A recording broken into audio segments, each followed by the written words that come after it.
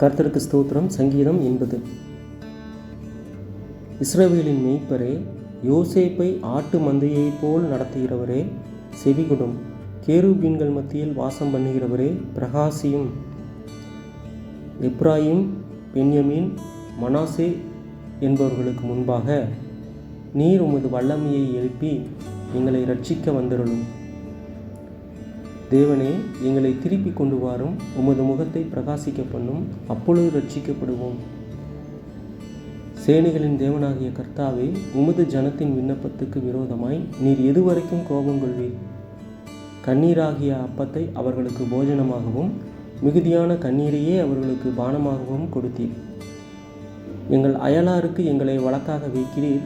எங்கள் சத்துருக்கள் எங்களை பரியாசம் பண்ணுகிறார்கள். சேனைகளின் தேவனே, எங்களை திருப்பி கொண்டு வாரும். உமது முகத்தை பிரகாசிக்க பண்ணும், அப்பொழுது ரட்சிக்கப்படுவோம். நீர் எகிப்திலிருந்து ஒரு திராட்சை கொடியை கொண்டு வந்து ஜாதிகளை துரத்திவிட்டு அதை நாட்டினீர். அதற்கு இடத்தை ஆயத்தப்படுத்தினீர். அது வேரூன்றி தேசமெங்கும் படர்ந்தது. அதன் நிழலால் மலைகளும் அதன் கிளைகளால் திவ்யமான கேதுருக்களும் மூடப்பட்டது. அது தன் கொடிகளை சமுத்திர மட்டாகவும் தன் கிளைகளை நதிமட்டாகவும் படரவிட்டது.